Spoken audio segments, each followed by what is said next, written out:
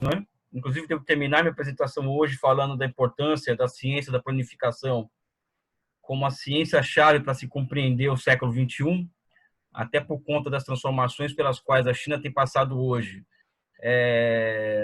Essas transformações têm por base uma capacidade de planificar a economia sob bases jamais imaginadas pelas gerações anteriores que dirigiram o país, e mesmo os grandes homens e mulheres que pensaram a questão da planificação. Eu falei aqui anteriormente de divulgação científica, e eu quero relacionar isso com um tema que acabou um texto meio que não pretensioso, acabou tendo uma repercussão maior do que eu imaginava, né? Por que eu falo de repercussão de divulgação científica e esse texto no particular? Primeiro, mostrar para as pessoas que no Brasil existem pessoas que muito além de mim fazem ciência social de qualidade, né?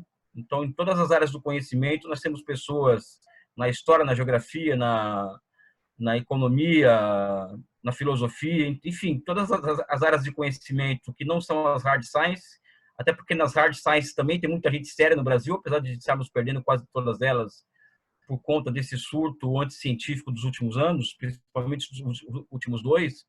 Mas tem muita gente boa no Brasil que estuda a China, que estuda casos comparados de desenvolvimento, que estudam planificação econômica, processos de desenvolvimento, crescimento econômico, enfim, o que às vezes acaba aqui nos entristecendo é que usa-se muito, nós somos muito ainda referenciados em pensadores ocidentais, não, ou seja, anglo-saxões ou atlantistas, né? E no caso da China em particular, é uma área que, por excelência, quem domina esse tema no Brasil não são intelectuais brasileiros. Muito do que se escreve no Brasil sobre a China e muito do que se fala no Brasil sobre a China é muito pautado pela visão de intelectuais ocidentais. E isso vale para intelectuais do campo conservador quanto do campo progressista. Não faço distinção entre uma coisa e outra quando o assunto é China. 56. Até porque a gente... Até 57. porque... alguém está falando aí? Até porque eu não sou... Eu tenho uma das coisas que eu aprendo com os gaúchos, né? Com o povo que eu gosto muito, né? Que é essa coisa da disciplina de ferro, né? Então, quando o Josué falou, olha, desliga os microfones aí, a primeira coisa que eu fiz foi desligar o meu, mas depois vi que eu tinha que ligar depois, né? Mas essa é uma brincadeira só. Então, nós estamos muito ainda pautados por uma visão eurocêntrica da China, que aí não distingue conservador e progressista, porque os dois lados da moeda partem de pressupostos muito ruins sobre a China, sob o meu ponto de vista. Então, a China é uma ditadura, a China é uma sociedade esquisita, é um povo perigoso, é um governo ditatorial, é um autoritarismo. E o que eu percebo muitas vezes também é que existe uma manifestação cíclica que é muito comum entre intelectuais ocidentais, que é aquela tradição do despotismo oriental.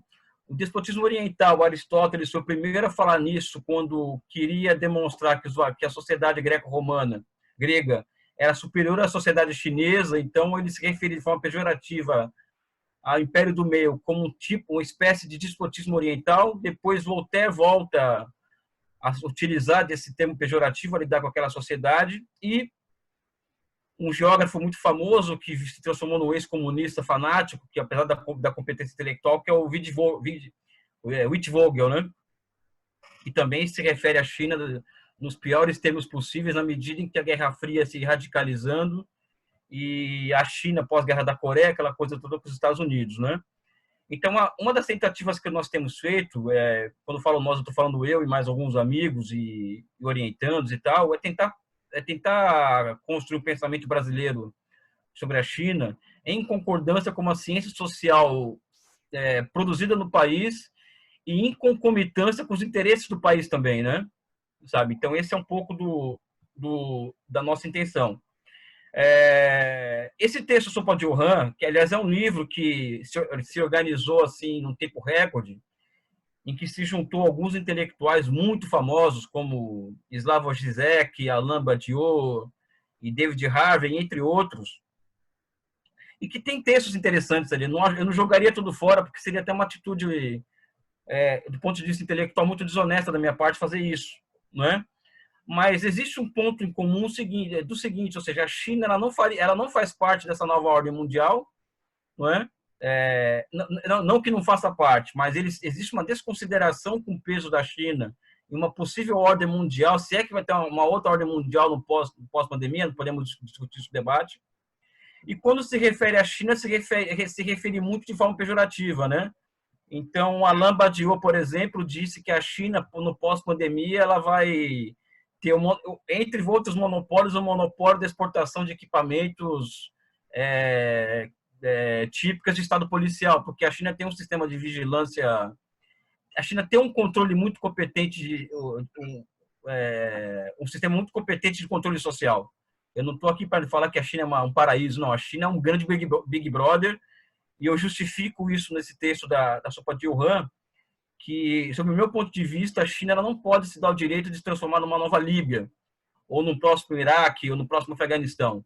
Não é? Acho que todo mundo aqui sabe, independente da ideologia de cada um, ou da visão de mundo de cada um, o que a OTAN e os Estados Unidos fizeram com esses países, ou seja, países que durante um tempo se desprotegeram de seus sistemas de segurança, dos seus sistemas de controle, mesmo internet, WhatsApp, Facebook e outros aplicativos que têm relação direta com os interesses do grande capital norte-americano. Esses países não se descuidaram disso e acabaram como acabou, não é?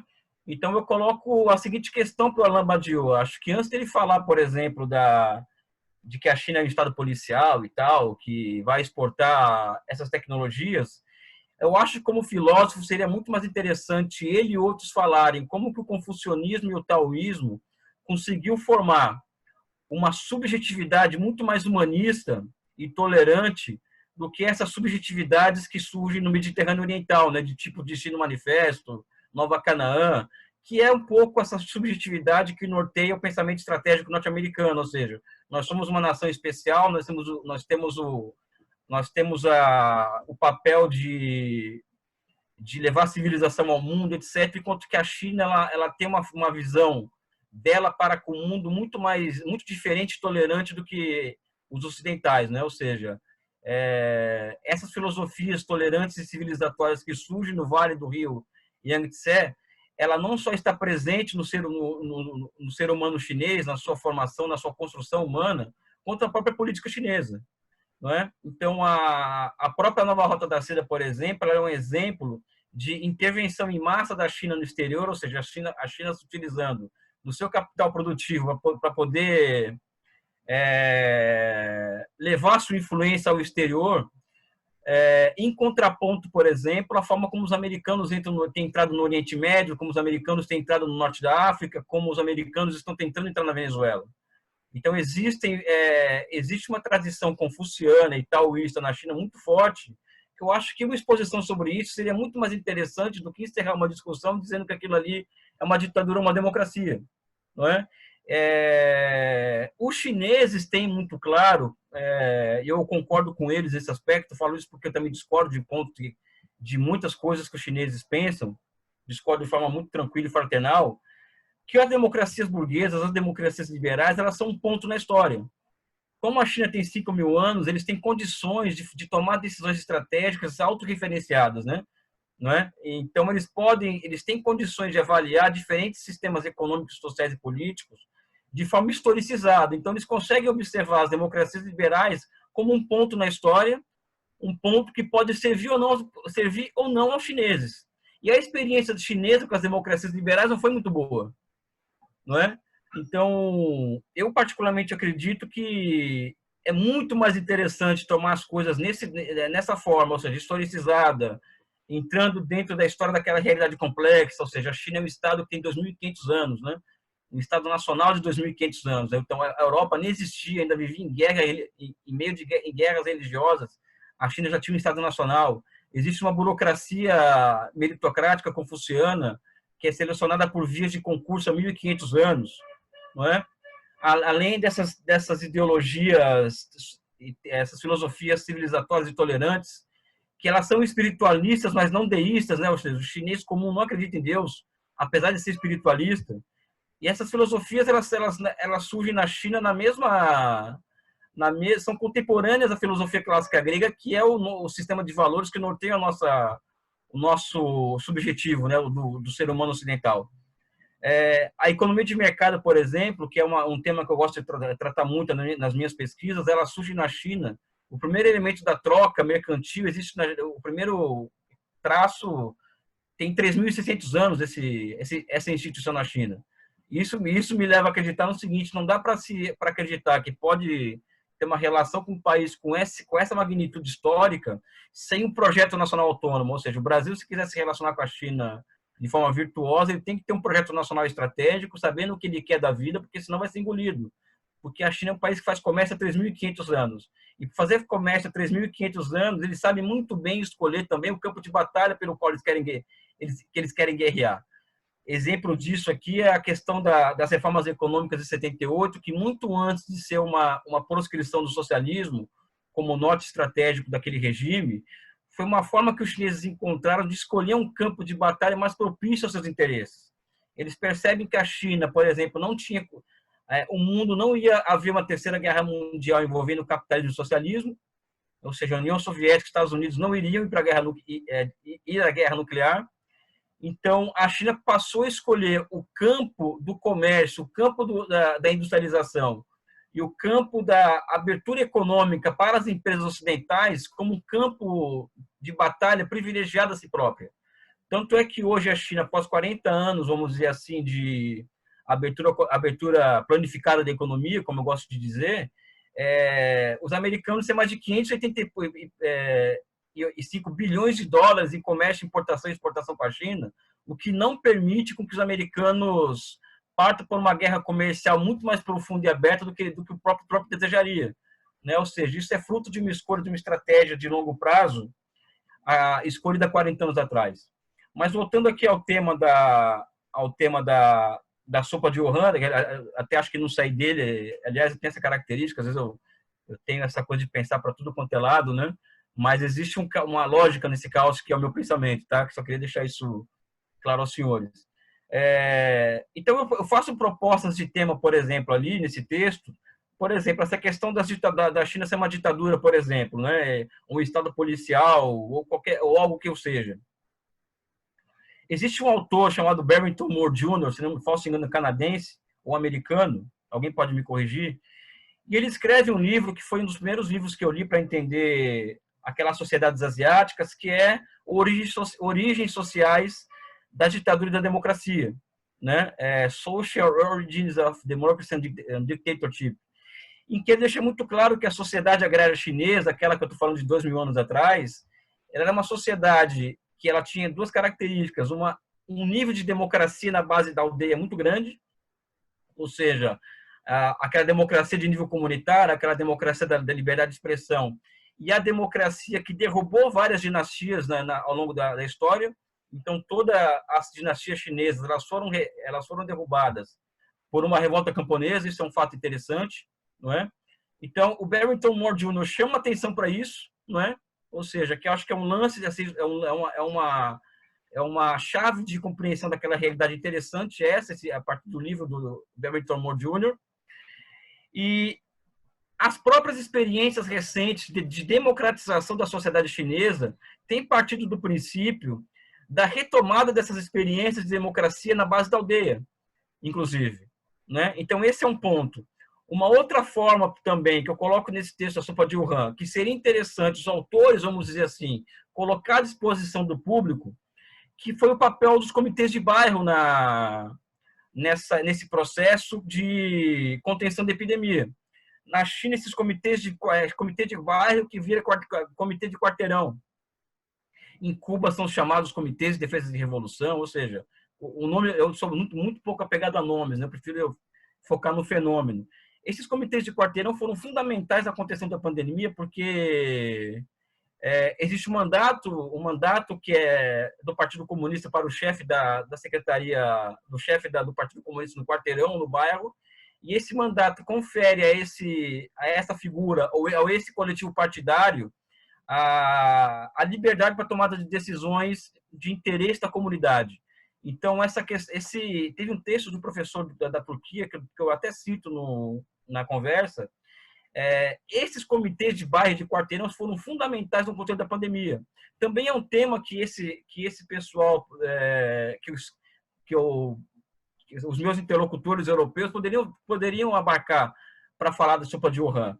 Então, quando nós falamos dessa sociedade de 2.500 anos de Estado Nacional, 5 mil anos de civilização, e que tem essa experiência recente de controlar uma pandemia, não somente controlar, mas liberar o país de uma quarentena em 72 dias, ou seja, é uma realidade que é simplesmente impressionante, não é? E eu, particularmente, a resposta que eu dou que eu não me pergunto como que a China conseguiu fazer isso, ou seja, controlar a pandemia e liberar o país da pandemia, da quarentena em 72 dias. A resposta que eu dou é que a China conseguiu construir um sistema, uma engenharia social que, sob o meu ponto de vista particular, é a mais avançada do mundo em que vivemos, tá? E a base dessa engenharia social, afora essa questão do crescimento econômico, que eu vou abordar mais tarde, afora esses mecanismos mais hard, é uma engenharia social muito baseada no quê? Na empatia entre povo e governo. Hoje, na China, existem pesquisas, vamos dizer assim, que apontam, pesquisa da PricewaterhouseCoopers, por exemplo, fez uma pesquisa, acho que há 2 anos atrás, em que aponta que 86% dos chineses acreditam no governo, acreditam na política e acreditam que a vida deles será melhor daqui 20, 30 anos. Não é? Essa mesma pesquisa foi feita no Ocidente, e na Inglaterra o resultado foi que 15% somente das pessoas acreditavam na política, a maioria absoluta desacreditava do governo, e a maioria absoluta tinha certeza que a vida das pessoas ia piorar dali por diante. Esse mesmo pesquisa nos Estados Unidos teve resultados muito piores, né? Coisa de 6% das pessoas acreditavam na política, enfim. E o Brasil, não preciso falar, né? O Brasil, eu acho que um dos pilares do que ocorre ao Brasil hoje de ruim foi justamente a destruição da política no Brasil, né? A transformação da política em um território da maldade na cabeça das pessoas é o pano de fundo e o relevo pelo qual o Brasil passou a caminhar por uma como diz os espíritas, alguém me corrigir aqui, o Vale das Sombras, né? Então o Brasil ele está no Vale das Sombras há um bom tempo por negar a política e por ter se transformado a política, ou seja, os grandes meios de comunicação principalmente, transformar a política em um problema, o local da corrupção, enfim, essa coisa toda que vocês sabem, né? Então, esse elemento é fundamental, ou seja, essa empatia entre governo e população. As pessoas na China, elas têm certeza de que aqueles caras que estão lá no comando do país, eles estão fazendo o melhor para elas. Não é? Esse é um ponto fundamental. Só que essa condição de relação de empatia entre povo e governo, vocês podem perceber que eu estou indo ao contrário de todo mundo que fala sobre a China, ou seja, todo mundo fala que a China conseguiu porque é uma ditadura, porque é um país autoritário, aquela coisa toda, né? Aliás, tem um cara da Globo News, o Guga Chakra, que eu não sei o que ele tem, não sei se vocês concordam comigo, ele sempre começa a falar da China, ele fala o seguinte, a China é uma ditadura. Então, parece que ele tem um problema muito sério, né? Ou seja, não é o problema dele ser conservador ou não, cada um tem a crença que melhor lhe convém. Mas começar um assunto sobre a China, deixando claro que, olha, isso aqui é uma ditadura, então tem que ser vista por outros parâmetros, é uma forma de preconceito que beira o racismo muito grande, né? Agora, a questão que eu trago, além de onde que vem essa empatia entre povo e governo na China, que garante uma autodisciplina, que também é baseada no confucionismo, garante uma coesão social, e é evidente que isso tem relação direta com os resultados econômicos espetaculares que a China tem alcançado nos últimos 40 anos. Aliás, para ser mais honesto, na China ela cresce, o crescimento econômico chinês ela é ininterrupto desde 1952, ou seja, desde a época de Mao Tse-tung, que a China ela cresce do ponto de vista econômico sem parar. É evidente que em 78 existe uma mudança de dinâmica de acumulação que permite a China fazer um catch-up mais rápido, vamos dizer assim, do que a partir do modelo anterior. Eu não sou aquelas pessoas que pegam aquele pré-78 e jogam no lixo. Eu acho que existe uma linha de continuidade e de ruptura entre 78 entre 49 e 78. A China cresce há 40 anos a 9% em média, dependendo do gosto do pesquisador ou da agência, a China cresce entre 9% e 9,5% há 40 anos consecutivos. Isso significa, as pessoas falam que ninguém come PIB, mas eu acho que é um crescimento econômico capaz de criar uma imensa base material que tem capacitado os chineses a ter margens de manobra diferenciadas ao enfrentamento de grandes crises, e eu explico por quê. Enquanto a China se industrializa massivamente nos últimos 40 anos, e ao se industrializar, ela também a partir de políticas públicas voltadas a isso, é evidente que o processo de industrialização não é suficiente para alcançar resultados sociais extraordinários. Ela se industrializa em 40 anos e nos últimos 40 anos eles retiram 840 milhões de pessoas da linha da pobreza. Em termos mundiais, isso significa que 83% das pessoas que saem da linha da pobreza nos últimos 40 anos foram chineses. Somente e mais 30 milhões do Vietnã, que é um outro país que advoga um sistema político e social diferente do capitalismo, não é? Então, constrói-se uma base material, retira-se centenas de milhões de pessoas da linha da pobreza, coloca uma massa impressionante de pessoas no mercado de consumo em condições de consumir, e em 2021 o objetivo do país vamos dizer assim, acabar com a pobreza extrema. Então, eu acho que é outro tema, por exemplo, que os nossos amigos aqui no Ocidente deveriam explorar. Como que os chineses vão conseguir, no ano que vem, 2021, erradicar a pobreza extrema do país? E essa não é uma opinião minha. Existem sites e suspeitos, como o do Banco Mundial, que demonstram que hoje somente 1% da população chinesa vive abaixo da linha da pobreza, e que em 2021 deverá ser superada essa linha. Essa linha, se não me engano, é de quem ganha acima de $2 ao dia, uma coisa assim. Mas não deixa de ser um fato impressionante esse daí. Fazendo uma análise comparativa ao Ocidente, colocando duas contrapartes aqui. A primeira é que os Estados Unidos, há 40 anos, eles vêm usando e abusando do que os economistas chamam de políticas voltadas ao lado da oferta. Isso significa o quê? Políticas voltadas, por exemplo, à diminuição de impostos sobre os ricos, diminuição de custo de produção pela via de corte de impostos e tal. E isso e aumento da tributação sobre os mais pobres, né? Consequentemente. Então, os Estados Unidos, nos últimos 40 anos, se transformou em uma sociedade que produz cada vez menos, vamos dizer assim, mercadorias, né? Ou seja, cada vez mais vive da economia do mundo real, ou seja, da indústria, vamos dizer assim, ao mesmo tempo que os americanos, nos últimos 40 anos, geram uma das sociedades mais desiguais do mundo, não é? Então, aquele golden age do capitalismo da década de 45 até 73, em que as curvas de desigualdade se achataram, elas foram diminuídas intensamente no Ocidente, nos Estados Unidos ela explodiu nos últimos 40 anos. Não é? E isso também, e fora desmonte de estado de bem-estar social na Europa, essa coisa toda que as pessoas acompanham. Então, ao contrário dos Estados Unidos e ao contrário dos países ocidentais, de uma maneira geral, a China faz um caminho completamente oposto. Não é? Mesmo nós aqui no Brasil, os mais velhos sabem, por exemplo, que eu entrei na universidade em 1993. E eu me lembro que foi o auge da ideia de globalização, o auge da ideia de neoliberalismo, que são as duas ideias forças criadas, né? Essa coisa da abertura comercial, abertura financeira, abertura privatizações. Agora o mundo vamos viver uma paz eterna com a globalização, ou seja, e falar em política industrial, falar em presença do Estado na economia, falar em regulação do setor privado, ou seja, qualquer tema que falasse em Estado na universidade da década de 90 é rechaçado assim absurdamente. Né? Eu acho que tem que haver um estudo sobre a década de 90, o psique que se forma na década de 90, até para entender o Brasil hoje, porque essa burocracia estatal, que é basicamente antinacional, filo-americana, e quase que, como um amigo meu chama de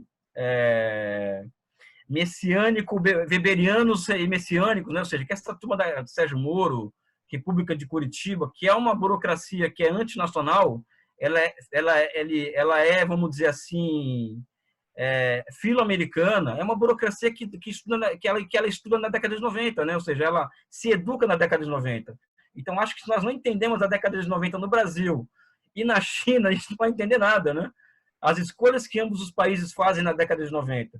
Então, a China ela faz exatamente o contrário do que o Brasil fez na década de 90 até hoje. Evidente que eu acredito, por exemplo, que os governos Lula e Dilma, eu tenho críticas assim imensas aos dois governos, principalmente a política monetária, a política cambial. Foram governos que tentaram um caminho alternativo e não conseguiram, né? E além dos limites deles, aí, enfim, é outra discussão. Mas a China faz o oposto. Eu costumo dizer, eu falo nesse curso que eu e o professor Paulo Gala oferecemos, o EAD que oferecemos recentemente, que o Brasil foi o melhor aluno do Consenso de Washington, o melhor aluno, nota 10, e o Consenso de Washington, que nem os americanos seguem isso, né? E a China foi o pior aluno do Consenso de Washington. Não é? Esse é um dado fundamental de análise. Então, acho que essas trajetórias ocidentais e orientais de desenvolvimento, elas são interessantes de fazer essa comparação quando vai se explicar por que a China conseguiu e o Ocidente não conseguiu. Um outro ponto em relação a isso é que hoje, por exemplo, o Ocidente inteiro ele está dependente do quê? Dependente de respiradores e equipamentos médicos que vêm da China. Né? A China, se não me engano, ela tem um monopólio de mais de 80% desses equipamentos há muitos anos. Então, isso é mais uma evidência de que todo mundo estava errado e a China estava certa. Ou seja, todo mundo abandonou a industrialização. Evidente que a Alemanha é uma exceção, Coreia do Sul é uma exceção, o Japão é uma exceção. Inclusive, eu falo para meus alunos que nós temos que estudar capitalismos que deram certo.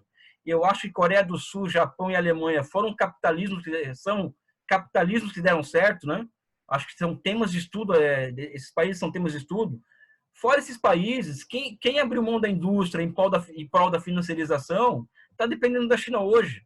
E são esses países, por incrível que pareça, Ricardo Colares, que eu vejo aqui na minha tela, e José Martins, são os países que estão mais sofrendo com a pandemia.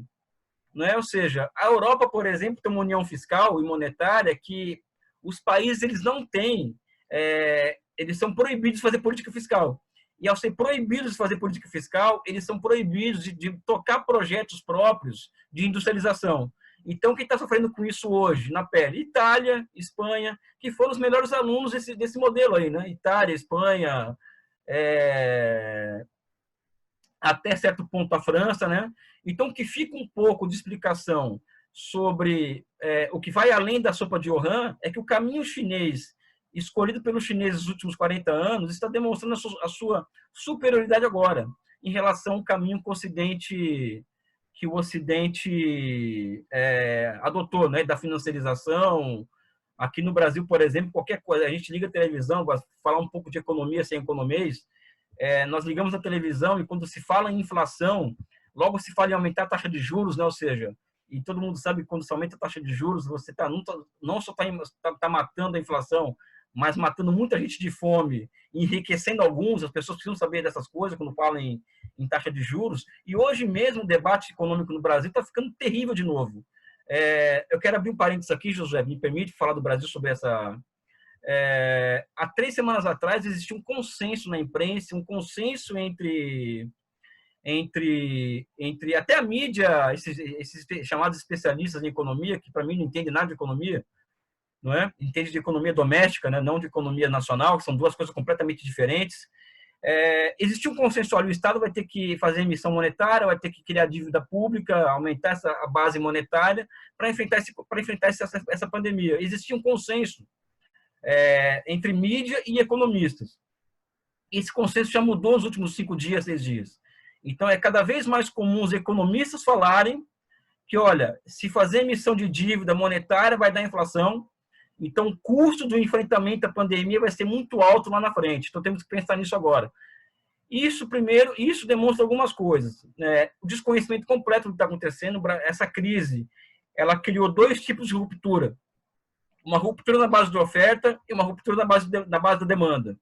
O que levou, por exemplo, o que pode levar o Brasil ao contrário, uma deflação, como já tem indicadores indicando isso, não é? E o mundo inteiro está fazendo políticas fiscais a torto e a direito. Ou seja, a política fiscal é emissão monetária, criação de dívida, aumento da base de oferta, da base monetária, aumento da dívida pública e assim por diante. O mundo inteiro está fazendo isso. Para vocês terem uma ideia como a ciência econômica no Brasil, em particular, está virando uma ciência obscurantista, é que o Brasil, existe uma média mundial hoje, os americanos 8%, até a média. Os pacotes fiscais pelo mundo, ou seja, quanto que os países estão emitindo ou se endividando para poder enfrentar a pandemia. A média das políticas fiscais é 8% do PIB no mundo, ou seja, a média que está se criando, a média de endividamento aumentando nesse patamar, as políticas fiscais correspondem a 8% do PIB em média no mundo. O Brasil é 10 vezes menos. Ou seja, isso é um escândalo criminoso, porque existe um problema diferente posto hoje, que não é uma crise econômica, ou seja, não é uma crise econômica cujo conhecimento prévio das leis de funcionamento de uma economia te permite enfrentar essa pandemia. Não, é uma crise que era sanitária também, e uma crise que ninguém sabe quando vai acabar essa crise. E a única forma de se enfrentar essa crise é o governo financiar com que as pessoas fiquem em casa, e as pequenas e médias e grandes empresas e os bancos também sejam financiados pelo governo para manter a operação, porque senão não vai haver um genocídio em escala Segunda Guerra Mundial, né, vamos dizer assim.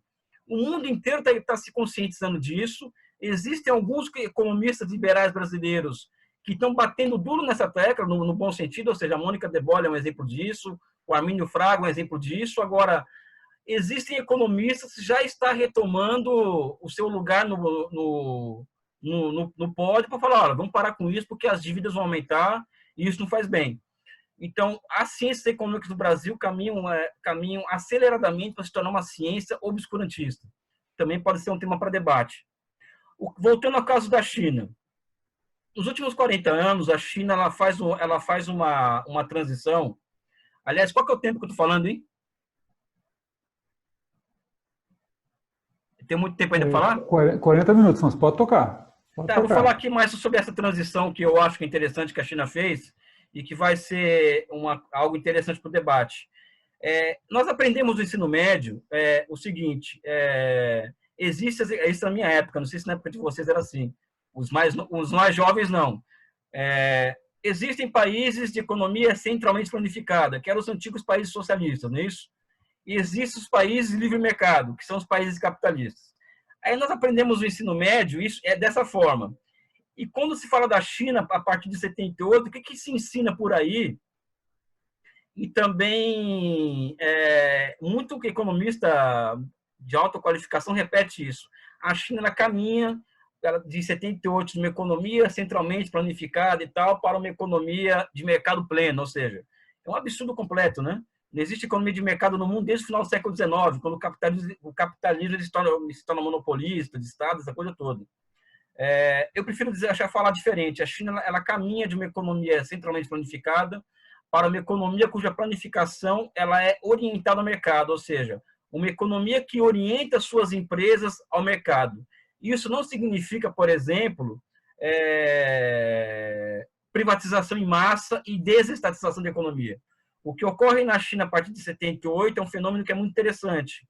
O setor estatal da economia ele passa por um doloroso processo de fusões e aquisições na década de 90 e se reduz a 149 conglomerados empresariais estatais. O que significa isso? Isso significa que a China, no final da década de 90, tinha 149 empresas do porte da Petrobras operando nos setores estratégicos da economia, todas elas estatais, enquanto que o setor privado ele foi sendo paulatinamente se transformando em um setor ancilar ao setor estatal da economia.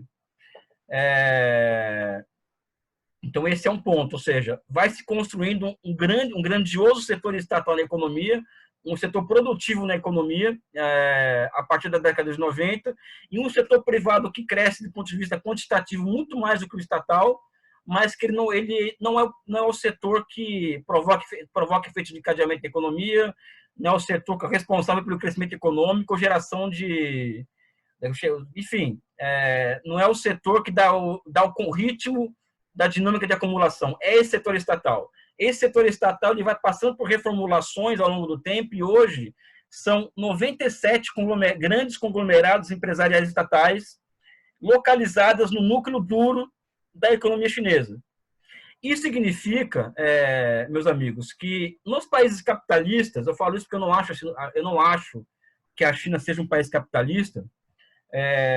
Nos países capitalistas, um dos grandes dramas da economia capitalista qual que é? A incerteza. Se o setor privado fala não vou investir, a economia acaba. A economia desaba a demanda, ou seja, enfim, crise. Se o setor privado decide não investir. É o que se chama de incerteza keynesiana, por isso que se cria-se mecanismos via intervenção do Estado no ciclo econômico para ativar o setor privado. Na China eles conseguem superar essa incerteza, porque o setor que domina a economia e o setor que dá o ritmo do processo é o setor estatal. Como o sistema financeiro também é estatal, a China é uma economia que acaba aqui funcionando praticamente no automático, não é? É evidente que entre uma coisa e outra existe algo que eu estudo muito nos meus artigos científicos, que são as ondas de inovações institucionais que vão surgindo ao longo do tempo na China, que vão capacitando o país a saber qual que é o lugar do Estado e do setor privado em cada ponto do processo de desenvolvimento econômico. Eu acredito particularmente que o grande papel do economista e da economista voltado a questões de desenvolvimento econômico é saber qual que é o lugar do Estado e do setor privado ao longo do tempo, ou seja, qual que é o lugar exato do setor privado e do Estado ao longo do tempo. Acho que esse é o fundamental. E o que se percebe na China nos últimos 40 anos é que o setor privado ele cresce absurdamente, ele cresce de forma geométrica, ou seja, na China tem milhões de empresas privadas na China. Enquanto que o setor estatal, o setor estatal e o Estado, ele vai aumentando a sua capacidade de intervenção na economia de forma qualitativa. Então, os instrumentos de controle da economia chinesa, vamos dizer assim, sobre o setor privado, são muito sofisticados hoje. Se pegarmos um número bruto, por exemplo, a China ela tem somente 30% do PIB é estatal. Isso significa que somente 30% do PIB chinês, da renda chinesa é controlada pelo Estado. É um número falso esse, é um número que o Piketty está falando por aí, né? E é um número que é falso, assim, na essência, não na aparência. Que isso é verdade, é 30%, só que a China ela tem mecanismos de controle sobre o restante da economia que faz com que o Estado controle totalmente a economia. Então, o setor privado, por exemplo, precisa de ir no banco público para poder ter crédito. Essa ida ao banco público não está numa estatística dessa, dos 30% do setor estatal da economia, etc. Ou seja, o setor financeiro chinês ele tem o papel de controlar o setor privado, inclusive. E também uma outra ponta que eu acho que é necessário para entender como que a China conseguiu e o resto não conseguiu, é que a China foi construindo ao longo dos anos, últimos 40 anos, capacidades estatais.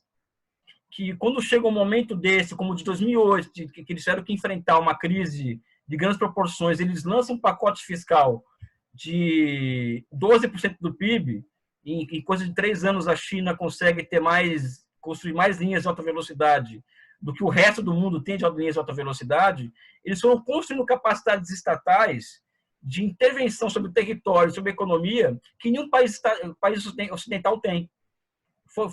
Foi ocorrendo inovações institucionais ao longo do tempo que foram transformando aquele Estado em uma coisa muito impressionante. Por que eu falo uma coisa impressionante? Para encerrar.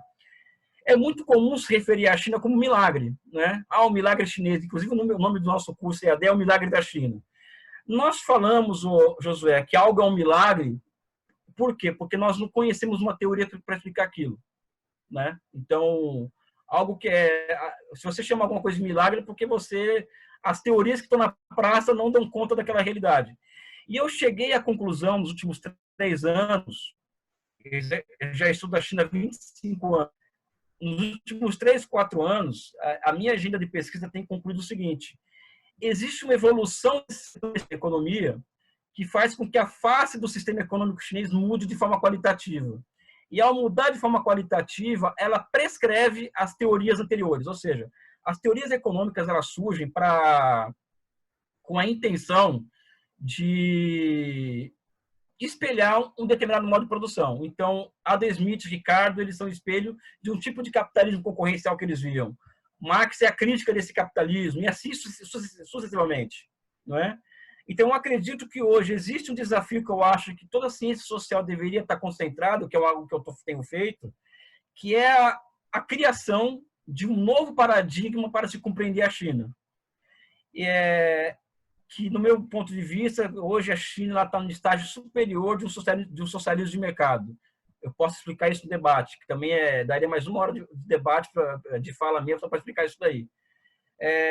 Eu alcunho um termo científico que eu chamo de nova economia do projetamento, que é um conceito que eu estou construindo para explicar a China. Inclusive, eu falo disso nesse texto da Sopa de Johan, que é muito baseado um antigo livro de um economista brasileiro chamado Inácio Rangel, chamado Elementos de Economia do Projetamento, que é um livro de 1959, porque nessa minha busca por uma teoria para explicar aquilo, evidente que eu não nego os clássicos do materialismo histórico para entender aquela questão, mas eu acho que o Marx, ele também, apesar dele ser universal, ele é um cara que é voltado a entender o século XIX, né? Então não dá para ser dogmático com certas coisas. O Rangel, nesse livro, ele lança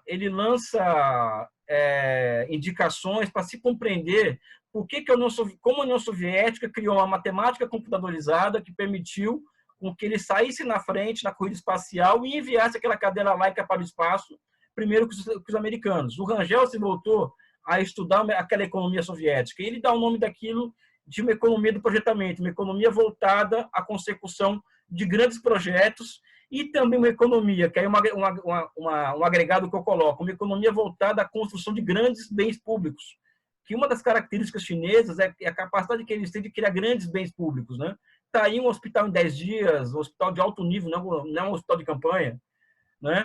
Então, já existem elementos, regularidades suficientes que para mim, demonstram que a China inaugura praticamente um novo modo de produção, ou, ao menos, uma variação de nível superior do modo de produção socialista de mercado que existe na China hoje.